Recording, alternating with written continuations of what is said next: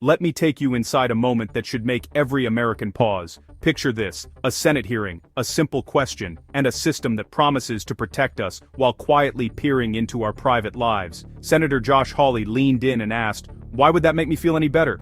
That question didn't just hang in the air, it cut straight to the heart of the FISA debate. Because if the government can sift through your data, even without meaning to target you, does that really make it okay? Watch this video and have an understanding of what I am talking about. Then, I will come back with the explanation. Government to explicitly call out if it's using that kind of information and not try to bury it or hide it. Okay. Thank you. Thank you, Mr. Chairman. Yeah, Senator Hawley. Thank you very much, Mr. Chairman. Thanks to the witnesses for being here. Mr. Klein, if I could just start with you back to the 702 context. You said a moment ago that 702 cannot be used to target Americans, correct? But that's cold comfort, isn't it, to the 278,000 people or tens of thousands of people who were the subject of 278,000 improper searches, United States persons that we're talking about in 2022 alone. I mean, sure, the statute doesn't permit them to be targeted, but when they have their personal information directly queried in an improper search, I mean, what's the difference? Yeah, thank you, Senator. And obviously, if there's noncompliance with the rules, that's a big problem. And if there's any suggestion that things are being done for political purposes or other improper motives, that's a big problem. It's something I've written about many times. I think there is some comfort for Americans, even if they're queried, from the fact that foreign intelligence targets overseas are the people on whom this collection is based. Why? Why would that be? That is a big. Why would that make me feel any better?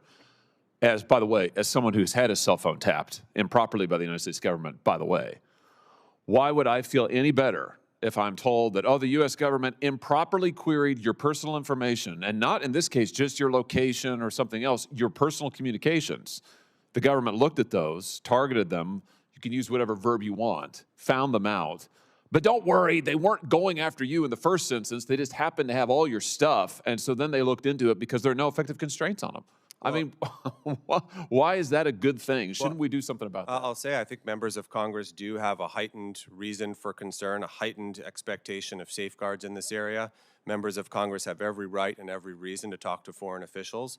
And of course, the executive What about branch journalists? What about normal Americans who is somebody who's got a family member who lives overseas? I don't care who the person is. My point is, when you've got in a single year 278,000 improper queries, it seems to me it makes no difference to the Americans whose data was improperly searched to say, well, but it's really okay because you weren't targeted.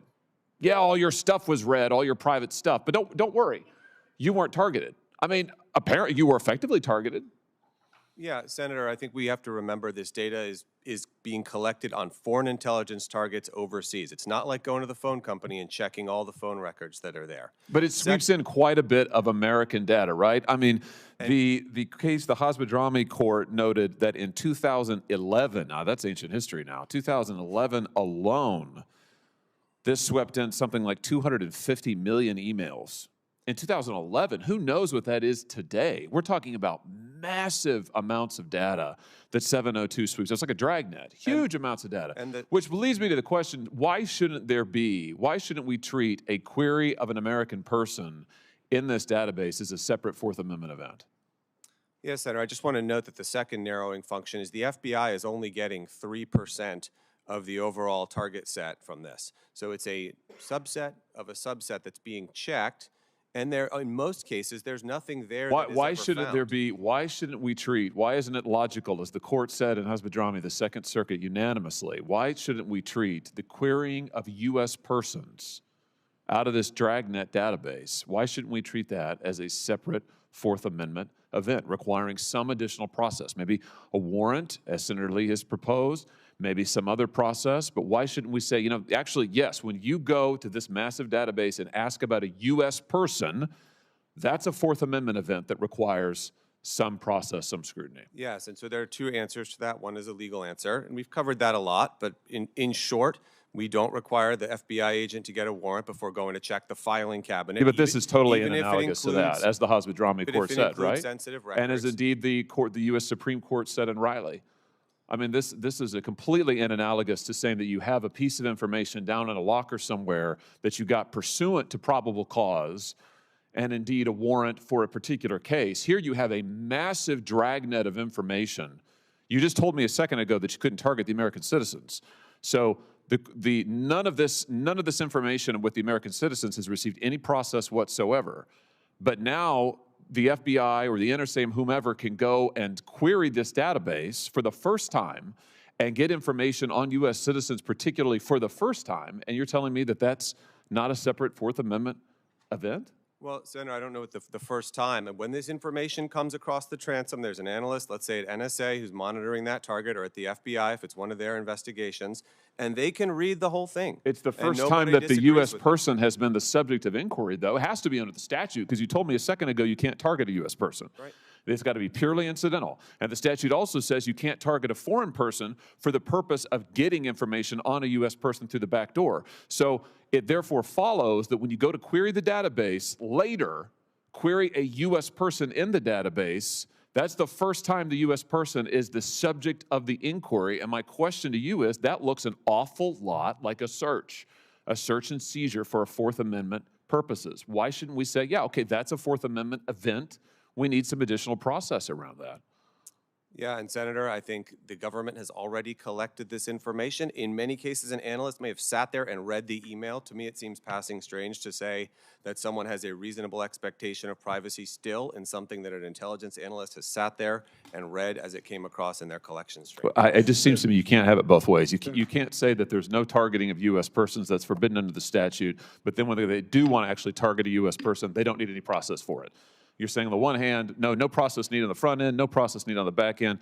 I just think, Mr. Chairman, this is an extremely, extremely important issue. 278,000 improper queries of Americans in 1 year alone. The idea that we would renew 702 without some sort of reforms to protect U.S. citizens, I think is just totally irresponsible. Senator Schiff. Thank you, Mr. Chairman. I want to ask you about a possible means in which law enforcement or intelligence agency. Let's start with the number that changes everything. In 2022 alone, there were 278,000 improper searches of Americans under FISA Section 702. 278,000. That's not a typo. Hundreds of thousands of times, U.S. citizens had their emails, messages, and private conversations queried improperly. Now, the official line is always the same. Section 702 doesn't target Americans. It's about foreign intelligence. But when your personal messages are sitting there, searched and scanned, that distinction feels meaningless. If your data's getting read, it's being searched. End of story. The defense goes like this. Relax, it's all incidental. We're really after foreign threats. But honestly, I don't buy that. And neither did Senator Hawley. This isn't a laser-focused operation. It's a dragnet. In past years, it swept up hundreds of millions of emails in a single year. No one really knows how many today. But when you cast a net that wide, Americans are going to get caught. And being told, don't worry, you weren't the target, doesn't make it any less invasive. Your private life, it just became government property. Here's the real constitutional question.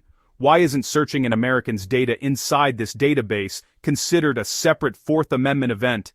Think about it. No warrant on the front end, no probable cause, and then later, agents can just run your name through the database. Still no warrant, still no process.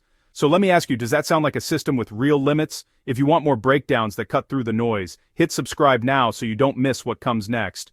Now, some say that since analysts might have seen the info as it came in, a warrant isn't needed later. But that logic, it collapses, because if Americans weren't supposed to be targeted, the first real targeting happens when their name gets searched. That's a search. It feels like a search. And under the Constitution, it should be treated like one. You can't say Americans are protected and also say, no oversight needed, ever. That's why renewing FISA Section 702 without serious reform is dangerous. 278,000 improper searches in 1 year isn't a glitch, it's a pattern. Privacy doesn't just disappear because surveillance is easier. And being told you weren't meant to be searched doesn't give you your rights back. The real question isn't whether Section 702 helps intelligence agencies. It's whether we're willing to accept a system where constitutional protections quietly fade behind closed doors. That's why this debate matters, right now.